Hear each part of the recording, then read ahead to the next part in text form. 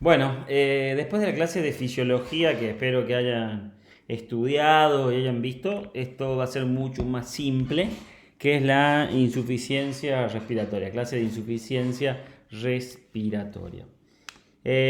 Básicamente, un poquito de repaso, la respiración es el proceso de intercambio de gases entre el organismo y el medio. El organismo consume entre 4 a 5 mililitros kilos minutos en reposo.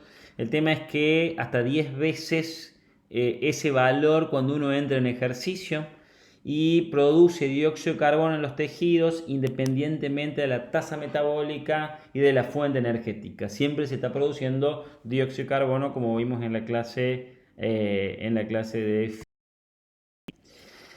Básicamente entonces la insuficiencia respiratoria se define como la incapacidad del sistema respiratorio para mantener una normal liberación de oxígeno a los tejidos o la remoción normal de dióxido de carbono de los tejidos. O hay una alteración del oxígeno o hay una alteración del dióxido. Por ende, la insuficiencia respiratoria no es una definición clínica, salvo que el paciente esté en apnea. La definición de insuficiencia respiratoria es gasométrica, ¿sí? Mediado mediante la sangre arterial, que esto puede ser o con análisis de sangre o ya vamos a ver por lo que es el oxímetro de flujo.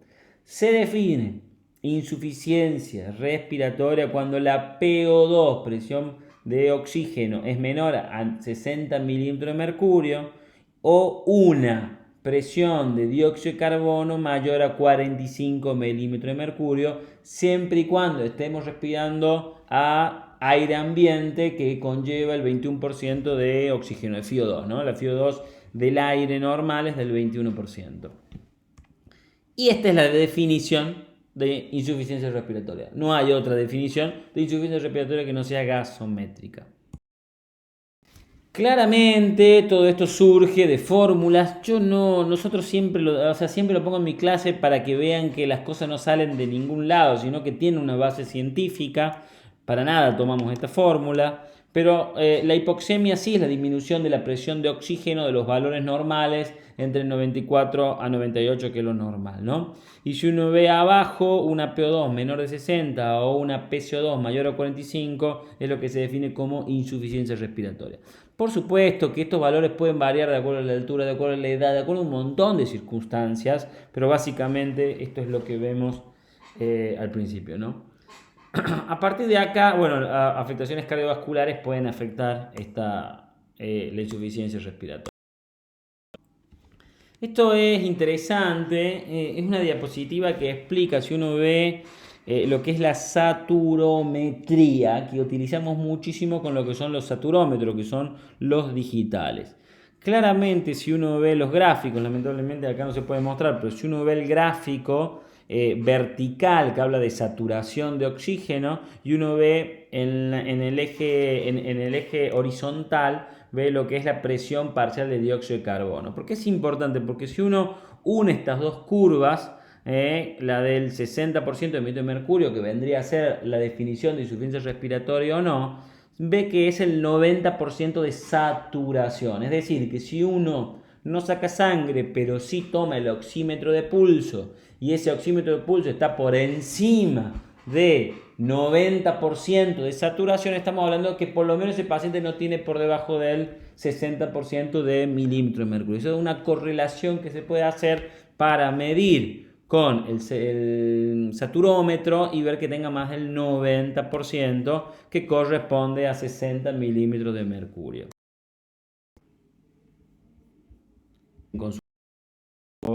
Ambulatorios.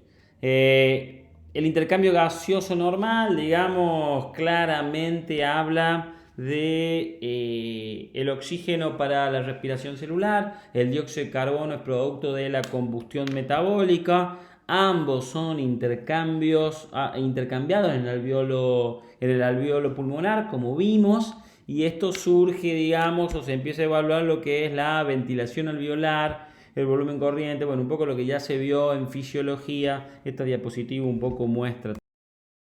El el intercambio gaseoso normal es importante que el oxígeno difunda hacia los capilares y más del 97% de este oxígeno lo hace a través de la hemoglobina y el dióxido de carbono difunde en sentido contrario y es 20 veces más rápido que el oxígeno, ¿no? Y esta es la explicación por la cual las intoxicaciones por dióxido de carbono son realmente muy peligrosas. Ambos son intercambiados siguiendo en el alvéolo capilar, en esto que es la difusión alvéolo capilar a través de un gradiente de presión, como lo habíamos hablado en la clase de fisiología. Claramente el intercambio gaseoso normal, que es un poco lo que estamos viendo, la presión de distintos gases en el espacio alveolar se rige a través de la ley o ecuación del gas alveolar. Eso es, digamos, surge a través de la presión atmosférica, con lo cual si varía la presión atmosférica variaría también este valor y surge de fórmulas, ¿no? Que es un poco lo que trato, no quiero marear a nadie con esto, simplemente trato de mostrar de dónde vienen los valores, de dónde vienen los esto es lo que hablamos el otro día en la insuficiencia respiratoria, o sea, básicamente el alvéolo, después por debajo tenemos el capilar y cómo la mayoría del intercambio se hace en el primer tercio de esa unión alvéolo-capilar, dejando los 2 tercios restantes justamente para cuando hay ejercicio, cuando hay otra dinámica respiratoria u otra necesidad. Básicamente, bueno, si como estamos hablando, ¿no? Si la altitud varía, nunca va a variar el FiO2 de la temperatura del aire de ambiente, ¿no? Pero sí va a variar la presión atmosférica, si varía la altitud, y eso va a hacer variar a lo mejor los valores que estemos viendo. Y si hay un avión presurizado, por supuesto que esa FiO2 va a ser, esta presión va a ser del 100%, ¿no? Con lo cual no habría problema, pero bueno, todos estos valores van a variar de acuerdo.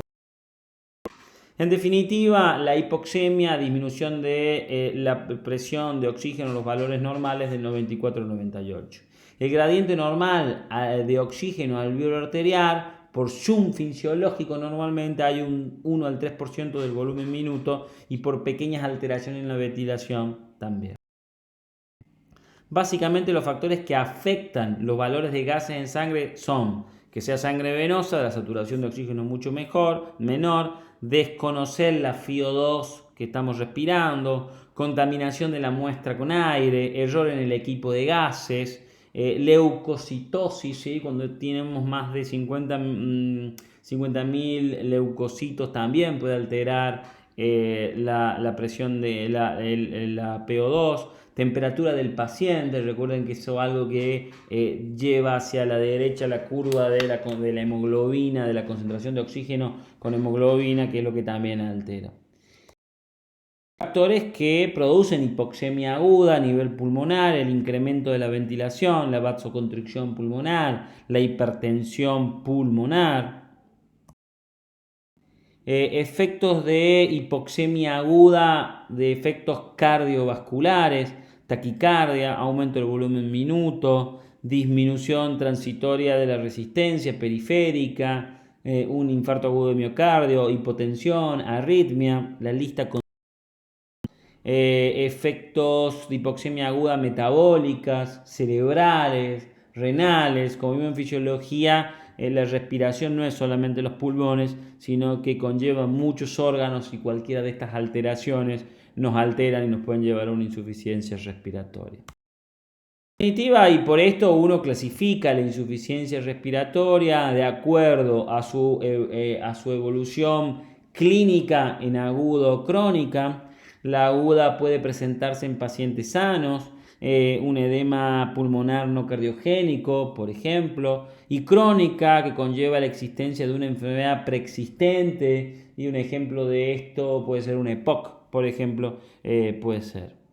Los mecanismos patogénicos subyacentes, de acuerdo a la clasificación de acuerdo a los mecanismos patogénicos, puede ser por desequilibrio en la relación de ventilación-perfusión o por hipoventilación alveolar, y posiblemente la más utilizada de las clasificaciones de la insuficiencia respiratoria sea la gasométrica, en donde se divide en una insuficiencia respiratoria hipoxémica y otra hipoxémica hipercápnica, ¿no? Siempre hay hipoxemia, pero puede ser hipoxémica con la existencia de un parénquima pulmonar patológico, o hipercápnica, que puede instaurarse en un parénquima pulmonar sano o patológico también, ¿no? Estas serían las diferentes clasificaciones de las insuficiencias respiratorias.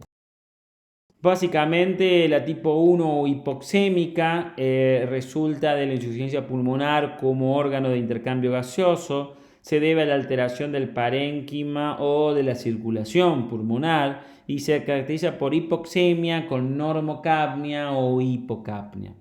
La tipo 2, que es hipercápnica, se conoce como insuficiencia ventilatoria. Hay siempre un defecto en el aporte de eliminación de dióxido de carbono. Suele deberse a la falla de bomba ventilatoria, entonces hay siempre o casi siempre hipoventilación pulmonar, y a todas las alteraciones de la caja torácica, diafragma y otros músculos respiratorios. Existe una tipo 3 relacionada con eventos perioperatorios que resulta principalmente de atelectasias, y una tipo 4 vinculada a los estados de choque o de hipoperfusión tisular, que bueno, entran dentro, pero la más común es decir tipo 1 y tipo 2. Para resumir un poco, tenemos la tipo 1 o hipoxémica con valor bajo de dióxido de oxígeno y un valor normal o bajo de dióxido de carbono, y la tipo 2 o hipercápnica con un valor bajo de presión de oxígeno y un valor siempre alto de dióxido de carbono. Y a partir de acá también podemos ver la causa. Entonces podemos decir, bueno, las causas de insuficiencia respiratoria tipo 1 hipoxémica son neumonía, asma, hipoxia cardíaca, tromboembolismo pulmonar, síndrome de distrés respiratorio, atelectasia, ¿no? Esto está absolutamente en todos los libros. Y la tipo 2, hipercápnica, también tiene sus causas: EPOC, asma severo, hipoventilación agudo crónica, intoxicación con depresores del sistema nervioso central, obesidad mórbida, enfermedades neuromusculares, ¿no? Hasta un hipotiroidismo, trauma cerebral. Es decir, que son varias las cosas. Es importante que sepamos clasificar la insuficiencia respiratoria y, de acuerdo a la clasificación, que podamos tener las causas en nuestra cabeza, porque esto sí va a ser tomado en los distintos exámenes. Lo dije anteriormente, la insuficiencia respiratoria no es solamente los pulmones. Esto ya lo repetimos muchas veces, es más de lo mismo. Y esto también lo vimos, digamos que sería la diapositiva esta que sigue, que es la diapositiva de capacidades pulmonares y de volúmenes pulmonares, entendiendo el volumen corriente como la respiración normal, y luego el volumen de reserva inspiratoria, el volumen de reserva expiratoria, el volumen residual. Recuerden que todo esto se ve con una espirometría, se mide, se puede medir, y a partir de estos valores se van a ir alterando de acuerdo a una patología u otra. Nada, recordar que no solamente respiramos con los pulmones, sino con los músculos respiratorios, los músculos accesorios. El diafragma, sin duda, es uno de los más importantes. La ventilación espontánea, determinada por la presión negativa producida por la contracción activa de los músculos respiratorios, y la expiración es pasiva por la energía elástica acumulada en la inspiración. Bueno, todo esto son los músculos accesorios. Tenemos músculos inhalatorios, músculos exhalatorios, y todo esto, cuando uno ve que el paciente tiene insuficiencia respiratoria, créanme que lo va a ver cómo se mueven estos músculos accesorios, sobre todo los intercostales, y el clínico, el terapista está muy acostumbrado a ver esto, y es uno de los valores que toma para lo que se llama el agotamiento y la posible colocación del paciente en un respirador artificial. Bueno, más de lo mismo, ¿sí? El diafragma es un músculo importante, los intercostales es un músculo importante. La musculación de la respiración resulta generalmente por el aumento del volumen intratorácico. Esto, ¿no? El diafragma es el músculo primario de la respiración, genera el 2 las 2/3 partes del volumen inspirado, sentado y en decúbito supino, y genera 1/3 en el volumen inspiratorio. Sin duda, las manifestaciones clínicas de la insuficiencia respiratoria no son específicas. La disnea, la taquipnea, la taquicardia o hipertensión arterial, el uso de músculos accesorios como el esternocleidomastoideo, el aleteo nasal, son síntomas importantes a tener en cuenta a la hora de evaluar un paciente clínico con insuficiencia respiratoria. Si uno ve las manifestaciones, sigue con las manifestaciones clínicas, uno puede ver en la foto de arriba como hay tiraje intercostal, ¿sí? La respiración paradojal es la depresión inspiratoria del abdomen, cuando tiene que suceder absolutamente al revés. Son datos clínicos de la insuficiencia respiratoria. Y por supuesto que también hay excitación psicomotriz, confusión mental, obnubilación, inestabilidad hemodinámica, cianosis, ¿sí? Es importante entender que la cianosis es un síntoma tardío, es un signo tardío de la insuficiencia respiratoria. No esperemos que el paciente nos presente disnea e inmediatamente empiece la cianosis, ¿sí? Hay también manifestaciones clínicas de la hipercapnia que no son específicas y dependen de la velocidad de instalación, pero también la hipercapnia también tiene sintomatología, la confusión, la agitación psicomotriz, el flapping, la somnolencia, la obnubilación y hasta el coma puede llegar por la hipercapnia. Frente a la sospecha de insuficiencia respiratoria, lo primero que uno tiene que hacer simultáneamente es colocar el tratamiento. Después ver qué tipo de insuficiencia respiratoria, qué mecanismos fisiológicos, si es agudo o es una crónica reagudizada, ver la etiología y ver su tratamiento. Pero uno tiene que tratar la alteración de gases, tiene que tratar la hipoxemia sobre todo y tratar la hipercapnia. O sea, la primera maniobra que uno debe hacer es simultáneamente a que uno empiece a estudiar insuficiencia respiratoria, es tratar esa insuficiencia respiratoria. A partir de acá y más allá de la clasificación que vimos, aguda, crónica o reagudizada, uno tiene que hacer una historia clínica bien detallada, uno tiene que ver el estado ácido-base del paciente, la presión de oxígeno, el pH, la presión de dióxido de carbono, el bicarbonato, es fundamental dentro de esto. Como dijimos, existe la hipercapnia aguda o crónica y aquí el pH va a ser fundamental. Si aumenta la presión de dióxido de carbono, va a disminuir el pH y para atenuar la caída aumentada de bicarbonato, esto lo saben bien, que es el manejo de el pH del. Estas simplemente son las fórmulas de chart que hablan cómo va compensando el organismo a través del riñón, a través de la respiración, y esto lo vamos a ver mejor en ácido base cuando veamos el módulo de ácido base. Esto es más de lo mismo, ¿sí? Cómo va el organismo compensando la hipercapnia crónica, la hipercapnia aguda con el bicarbonato. La clasificación de hipercapnia agudo-crónica y las diferencias de bicarbonato se van corrigiendo con fórmulas. Cada aumento de 10 milímetros de mercurio de dióxido de carbono, el bicarbonato aumenta 1 mili equivalente por litro, ¿no? Con lo cual esto está bien establecido. Siguiendo con esto, vemos la diferencia de bicarbonato esperada y por cada 10 milímetros de mercurio de dióxido de carbono, el bicarbonato puede aumentar hasta 3.5 en una hipercapnia crónica. Y esto hay tablas para esto. Estas son las tablas de insuficiencia respiratoria. Uno ve la presión de dióxido de carbono, 40, 50, 60, 80. Ve cómo va modificando el pH, ve cómo va modificando el bicarbonato en una hipercapnia aguda. Y si uno pasa la hipercapnia crónica, ve también cómo va modificando el pH y cómo va manejando el bicarbonato, ¿no? Todo esto es muy manejado por la gente que maneja terapia intensiva, sobre todo.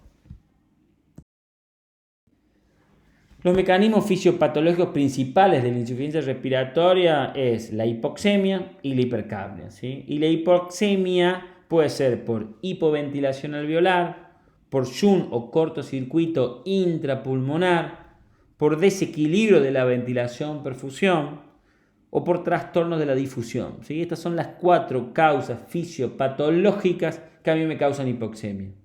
Y la hipercapnia también tiene sus mecanismos fisiopatológicos, que es la hipoventilación alveolar y el desequilibrio severo en la relación de ventilación-perfusión. Bueno, para graficar un poco más, veamos un caso clínico. Este es un paciente de 18 años que ingresa por intoxicación por carbamazepina, levomepromacina, haloperidol. El familiar desconoce la cantidad de comprimidos que tomó. La familia la vio despierta la última vez hace 8 horas. La cuestión es que la paciente ingresa con una presión arterial de 90-60, una frecuencia cardíaca de 120 latidos por minuto, una frecuencia respiratoria de 8 latidos por minuto, saturando al 80%, ¿sí? Saturación de oxígeno, y un clavo de 7 en 15. Es fundamental que entiendan, ustedes que están comenzando, la importancia que tienen los signos vitales absolutamente en el examen físico y en todas las patologías. Si uno se pone a ver, clasificación de riesgo de neumonía, de pancreatitis, de un montón de patologías, van a ver que todo va a depender de la tensión arterial que tenga el paciente, de la presión arterial que tenga, de la tensión arterial, de la frecuencia cardíaca, de la frecuencia respiratoria, ¿sí? Si el paciente está hipotenso, no es lo mismo que si está hipertenso, si el paciente está taquicárdico, no es lo mismo que si está normocárdico, ¿no? Es importante que entiendan que ustedes con esto, que el examen físico es primordial a la hora de poder clasificar qué paciente tiene más riesgo y qué paciente tiene menos riesgo. La cuestión que este paciente tenía una disminución de la entrada de aire a los pulmones bilaterales, sin ruidos sobreagregados. ¿Cómo se debe manejar este paciente? ¿No? Esta pregunta siempre la hago en clase y es mucho más simple porque ustedes empiezan a pensar en estos momentos. Pasaré de diapositiva.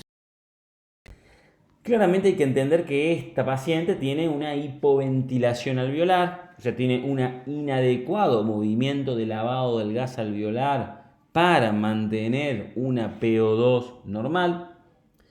Esto significa que al disminuir la ventilación alveolar empieza a subir el dióxido de carbono, porque tampoco ni el oxígeno puede entrar, ni el dióxido de carbono se mantiene y tampoco puede salir. Es una producción constante de dióxido de carbono hipoventilando, que se asocia sí o sí a una hipoxemia con hipercapnia, o sea, una insuficiencia respiratoria tipo 2. Claramente uno puede ver cómo en la insuficiencia respiratoria y en la hipoventilación alveolar, la elevación de la PCO2 lleva en forma secundaria a una caída de la, de la presión de oxígeno, y esto está en tablas y esto se puede ver perfectamente bien. La cuestión es que esta paciente que tiene una hipoventilación alveolar es claramente por causa extrapulmonar, ¿no? Entonces, lo que venimos diciendo desde la primera clase de fisiología, no respiramos solamente con los pulmones, ¿sí? En este caso, una alteración del sistema nervioso central produce una hipoventilación alveolar que tiene la paciente en insuficiencia respiratoria. Y volvemos a la fisiología, porque también es muy importante en la insuficiencia respiratoria qué tipo de insuficiencia respiratoria va a mejorar con oxígeno, y muchas veces si mejora con oxígeno nos ayuda también a dar un diagnóstico, y aquellas insuficiencias respiratorias que no mejoran con oxígeno. O sea, es fundamental. Fíjense en este cuadro, fíjense en la parte izquierda, en donde se está respirando al aire ambiente y por supuesto hay una PO2 baja y una PCO2 muy alta, y no existe ese gradiente de concentración para que haya una difusión del dióxido de carbono hacia afuera y del oxígeno hacia adentro, para que nos entendamos. Ahora, si yo le pongo oxígeno a ese alveolo, yo le pongo una bigotera y concentro mayor cantidad de oxígeno dentro de ese alveolo, por supuesto que va a haber un gradiente de presión, y por supuesto que, como pueden ver en la gráfica, respirando el 100% oxígeno, uno puede tener una saturación del 99%. O sea, yo estoy solucionando, aumentando la concentración de oxígeno en el alveolo para que la paciente vuelva a saturar normalmente, ¿no? Estos ven la PO2 de 50 con una saturación del 84% y aquí la PO2 del 99% saturando. Claramente la respuesta a la oxigenoterapia en la hipoventilación alveolar es el tratamiento y no hay punto de discusión con esto. Yo aumento la FiO2 y al aumentar la FiO2 me aumenta la concentración de oxígeno en el alveolo y por ende mi saturación mejora inevitablemente. La hipoventilación alveolar como característica, la hipoxemia se revierte fácilmente con aumento de la FiO2. Yo aumento la concentración de oxígeno y la hipoventilación alveolar causa. Atención, vienen esto. Siempre revertir la causa para evitar la acidosis hipercápnica progresiva, que es como dijimos. En esta situación aguda, una RM o una ventilación no invasiva, que ya vamos a ver, suele ser ideal para aumentar la concentración. En definitiva, la verdad es que poniendo una bigotera al paciente y aumentando la concentración de oxígeno, esta paciente mejora. Entonces, es una causa de insuficiencia respiratoria, al principio hipoxémica, si se cronifica se hará hipercápnica, con lo cual ahí voy a tener una alteración del pH, una alteración del bicarbonato que va a requerir mayor exigencia para controlarla, pero si rápidamente detecto que es extrapulmonar por hipoventilación alveolar, colocando el oxígeno, estamos solucionando el problema. Otro caso clínico, 54 años, sin antecedentes de importancia, consulta por fiebre, tos productiva, dolor tipo puntado de costado, se le realiza una radiografía de tórax, que ya la vamos a ver, y presenta opacidad alveolar con broncograma aéreo en la base derecha, listo, hecho el diagnóstico, recibe desde hace 48 horas tratamiento de antibiótico, familiar realiza un llamado al servicio de ambulancia por disnea en reposo.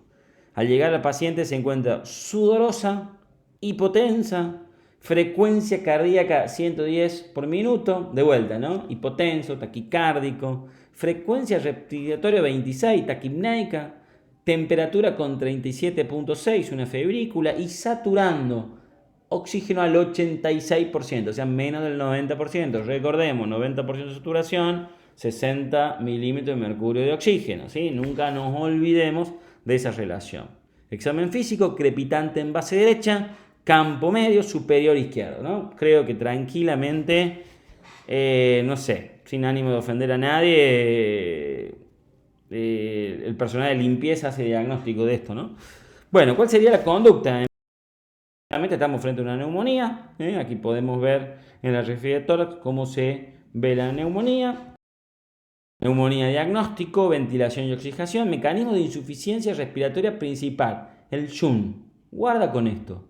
Sangre pasa por la zona no ventilada. O sea, el alveolo está ocupado por polimorfonuclear, por todo el proceso inflamatorio que genera la neumonía, ¿sí? Por ende, ese alveolo que está ocupado y no tiene oxígeno.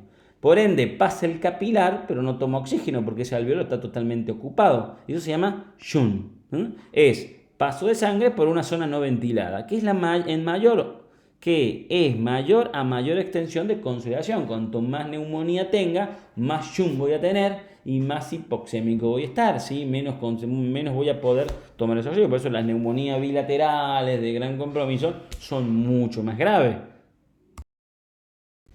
Insuficiencia respiratoria por neumonía, lo que quiere demostrar esta diapositiva es cómo el alveolo está totalmente ocupado, ¿sí? Tengo un alveolo normal en la parte izquierda y como en la parte derecha estoy lleno de linfocitos, de polimorfo nuclear, etcétera, etcétera, con lo cual no mejora nada. Y esto es también porque en el proceso donde yo tengo ese alveolo ocupado, por más que yo le ponga litros de oxígeno, ¿sí? No va a pasar nada porque no va a entrar ese oxígeno.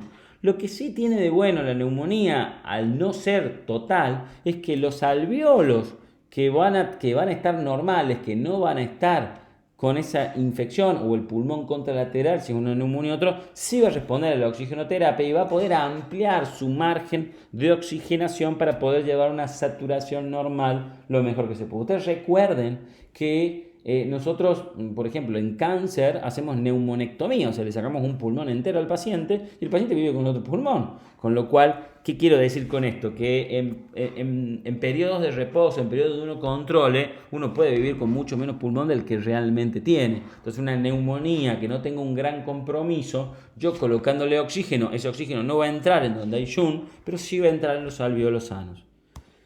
Si uno se fija acá, en donde pone aire expirado, obviamente con el aire expirado, en la parte de arriba de la diapositiva, claramente no me alcanza, porque la concentración de oxígeno en los alvéolos que están no llega a saturarme, me está saturando el 87%. Ahora, si yo le pongo oxígeno, le aumento la FiO2, se la llevo mucho más, por supuesto que eso va a mejorar la oxigenación, aunque tenga el...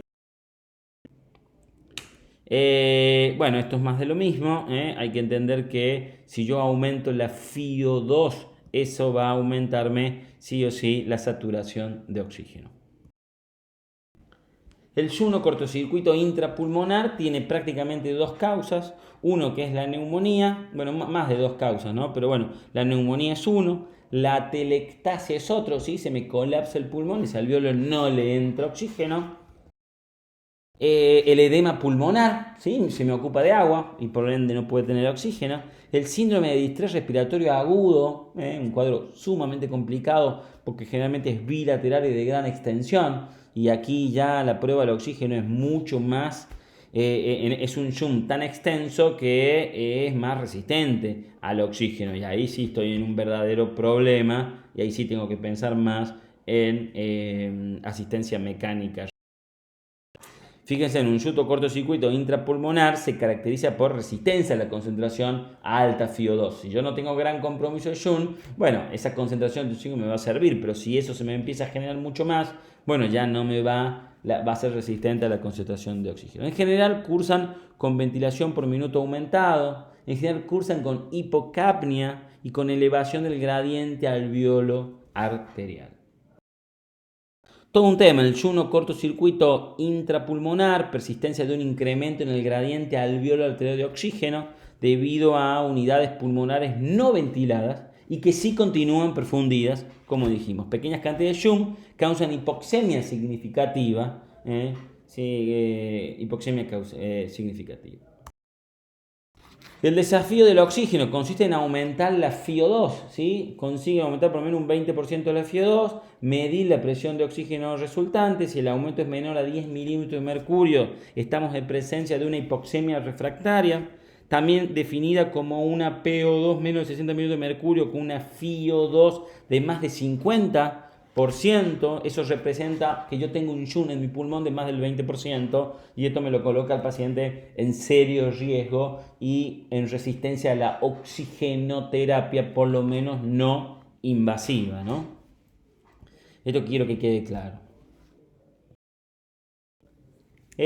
Otro caso clínico, fíjense, en pacientes de 16 años con antecedente de hipertensión arterial, insuficiencia cardíaca, en tratamiento irregular con enalapril y carvedilol, presenta disnea paroxística nocturna en las últimas 72 horas, familiar solicita asistencia a su domicilio por disnea. Al llegar, el paciente está hipertenso, taquicárdico, 90 por minuto, taquipneico y una saturación de 80% al aire. Crepitantes bilaterales y en campos medios, ingurgitación yugular con colapso parcial y edema peritibial 2 en 4. ¿Cuál es su conducta? Bueno, lástima que esto tiene lo virtual, ¿no? Que no podemos un poco esto. Bueno, terapéutica prehospitalaria, colocar oxígeno rápidamente, nitritos sublinguales y nitroglicerina. Bueno, ingreso al hospital, el paciente presenta 150-80, frecuencia cardíaca normalizada, bajó la frecuencia respiratoria, pero sigue alta y me está saturando con el oxígeno que hizo 93%. Crepitantes bibasales y en campos medios, continúa la ingestión yugular con colapso parcial y continúo con el edema. Le hago un electrocardiograma, me muestra un bloqueo de la rama derecha, radiografía de tórax, que otras terapéuticas se le pueden ofrecer al tratamiento habitual que tenemos esta paciente. Esta paciente tiene una insuficiencia cardíaca, ¿sí? Entonces tiene un proceso de insuficiencia respiratoria, otra vez por causa no pulmonar, sino en este caso por causa de insuficiencia cardíaca. Sé que la doctora Panetta dio simplemente empezar la terapéutica del paciente con posición semisentado, oxigenoterapia para que mejore esa saturación, bajar la presión arterial, diurético, etcétera, lo que ya es un paciente para entrar en unidad coronaria. Y después, sin duda, la causa más frecuente de hipoxemia, y que es esto que estábamos hablando, es el desequilibrio de relación ventilación-perfusión. Se combina la presencia de unidades con alta relación de ventilación, bien ventiladas, pero mal perfundidas. Es decir, tengo una insuficiencia cardíaca que no me perfunde, no llega el volumen minuto pulmonar que yo necesita. Con otras de baja ventilación encima, mal ventiladas, pero bien perfundidas. Hay un desequilibrio total de la ventilación-perfusión. Esto genera hipoxemia, y si esta hipoxemia es severa, genera hipercapnia, con todos los trastornos que trae la hipercapnia, que ya hablamos. Nada, recordar que el pulmón también tiene sectores superior, medio e inferior, y que ese gradiente de ventilación-perfusión es diferente. En la parte superior tengo mayor gradiente de ventilación-perfusión y en la parte inferior tengo menor gradiente de ventilación-perfusión. Recordar que la relación ventilación-perfusión va a depender del alveolo y va a depender del capilar, y recordar que la mayoría del traspaso del oxígeno se hace en el tercio en el tercio inicial de esa difusión alveolo-capilar.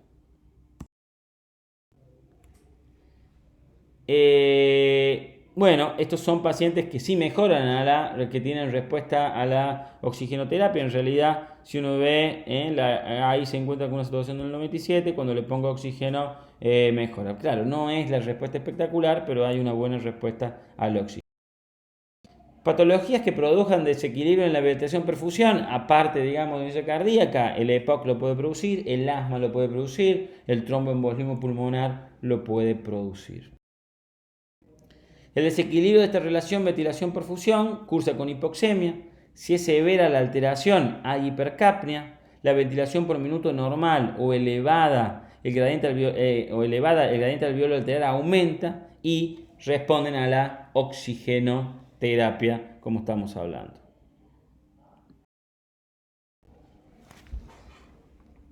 Bueno, el desequilibrio en la relación ventilación-perfusión tiene algunas características. Si hay hipercapnia crónica con hipoxemia e hipercapnia aguda agregada a la oxigenoterapia, puede producir aumento de la CO2 por eliminación de drive hipóxicos, ¿sí? Sobre todo por depresión ventilatoria, supresión de la vasoconstricción hipóxica, y esto podría llevar a un aumento de la hipercapnia, o un efecto Halden, que mejoraría la saturación de hemoglobina con oxígeno porque se desplaza la afinidad de la hemoglobina con el dióxido de carbono y empeora la presión del dióxido de carbono, ¿no? Que es cómo se mueve la curva de hemoglobina y concentración de oxígeno de acuerdo al pH. Veamos otro caso clínico. Paciente de 16 años, antecedente de EPOC, con diagnóstico a los 52 años, con múltiples internaciones en tratamientos con salmeterol, fluticasona, salbutamol, teofilina. Presenta en últimas 48 horas un aumento de la disnea, presenta tos y presenta cambio en el color de esputo. El familiar solicita la ambulancia, al llegar el paciente se encuentra lúcido y presión arterial 140-100, frecuencia respiratoria 28, frecuencia cardíaca 100, 110, satura oxígeno al 85%, ¿sí? Hay una hipoventilación global y hay un uso de músculos accesorios. ¿Cuál sería su conducta?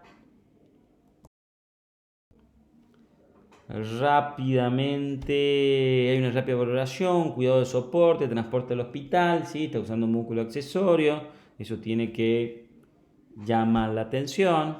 Oxígeno a bajo flujo, ¿sí? Como para tratar de mantener una saturación entre 88 y 92. Recordemos que puede ser un hipoxémico crónico porque tiene un EPOC. Beta 2 y ventilación respiratoria no invasiva. ¿Sí? Mantener una saturación. Al ingreso hospitalario, el paciente sigue presentándose lúcido, presión 150-100, frecuencia respiratoria 30 por minuto, frecuencia cardíaca 114 y satura con una bigotera al 90%, lo cual no está mal.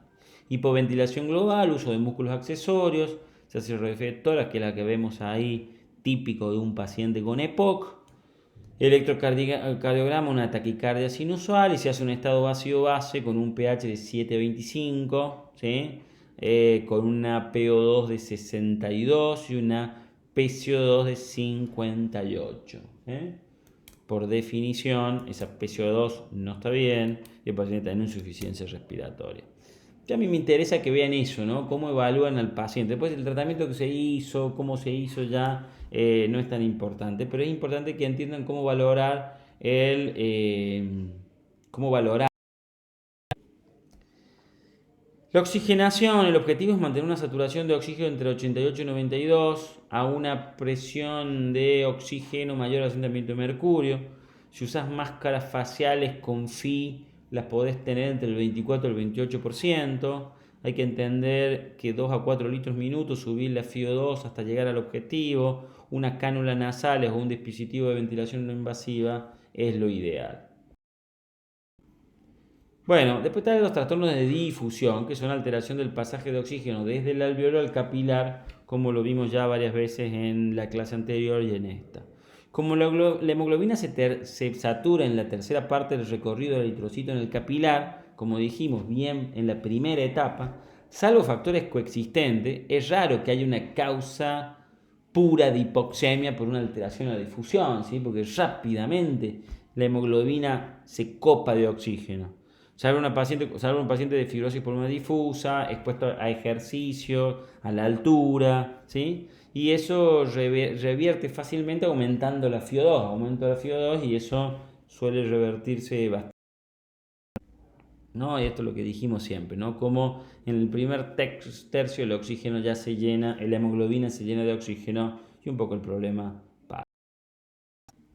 Otro mecanismo fisiopatológico, bueno, disminución de la presión inspirada de oxígeno, disminución de la PO2 a la altura, inclusive un avión que no esté bien presurizado, responde con suplemento de oxígeno, ¿sí? Todos los aviones tienen su tubito de oxígeno, el paciente que entra, uno le puede poner oxígeno y mejora.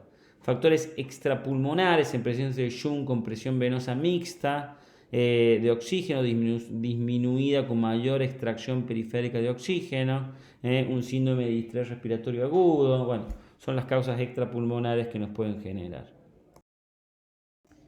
Esto para que conozcan lo que es un sistema de bolsa de máscara, cómo se utiliza, cómo se puede usar. Esto tiene, que difícil de mostrar acá, ¿no? Pero esto tiene un sistema de reservorio que es antes de la bolsa donde uno aprieta para dar el oxígeno y esta es la cánula donde va, digamos, a nivel de la boca, ya vamos a ver cómo va. Tiene que agarrar boca y nariz. Y esto que ustedes ven ahí que tiene un poquito rojo son los reservorios en donde uno puede ponerle la FiO2 que quiera, ¿no? Entonces puede llegar hasta el 75 al 90% de FiO2. Esto es un poco, en esta diapositiva está bien. Esta diapositiva se ve un poquito mejor, ¿sí? Cómo tiene que tomar nariz y cómo tiene que tomar boca, cómo debe ser la posición de la mano. Esto es cuando hay una sola persona, aunque lo más recomendable, digo, el mejor método para que sobre todo haya una buena presión, porque tiene que estar bien presionada a la cara del paciente, que sea con dos personas, ¿no? Uno que esté dándole a la bolsa, ¿sí? A un ritmo parejo, como si fuera una frecuencia respiratoria normal, ¿sí? Y el otro personal que esté, para que no se escape el aire, digamos, presionando bien sobre la cara. Estas son las válvulas que van ahí, que son las válvulas PIP, en donde uno puede poner presión positiva al final de la inspiración y la puede regular, ¿no es cierto? Y son bárbaras para poder dar una de oxígeno. Perdón, a veces hablo entre diapositiva y diapositiva y se corta. Bueno, esto sería todo el reservorio completo, toda la cánula completa. Estas son máscaras con bolsas de reservorio y válvulas unidireccionales, que también le puedo dar una FI bastante importante.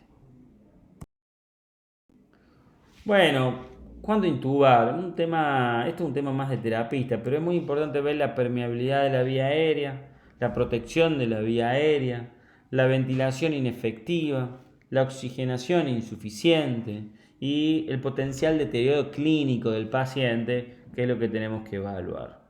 A partir de aquí, la ventilación mecánica existe de dos tipos a grandes rasgos. Uno que es la que está a mano izquierda, que es la ventilación mecánica no invasora, en donde no requiere intubación del paciente. La verdad, el paciente lo principal es que el paciente tiene que estar lúcido, ¿sí? Porque el paciente tiene que respirar por sí solo, no puede tener depresión del sensorio, porque o sea, realmente el paciente tiene que hacer el esfuerzo de respirar. Como ven en la foto, el paciente está despierto, está sentado.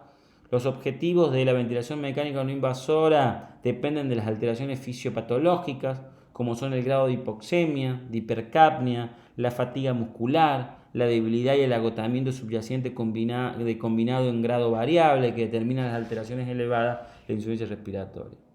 Y después, del otro lado, del lado derecho, vemos la ventilación mecánica invasora, que es cuando la insuficiencia respiratoria hipoxémica lleva un desajuste de ventilación-perfusión, o la insuficiencia respiratoria hipercápnica, que también requiera de esto mismo.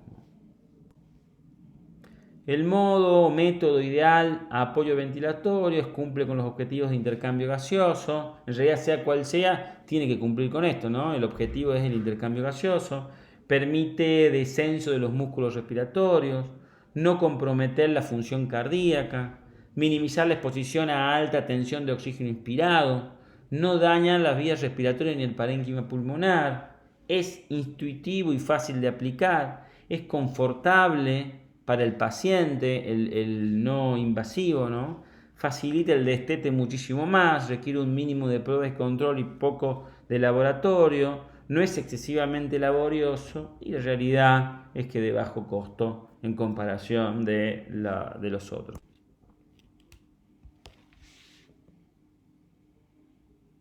Bueno, las indicaciones de ventilaciones mecánicas son muy difíciles de dar porque la realidad es que dependen, me gustan más las indicaciones clínicas, pero bueno, porque depende del contexto.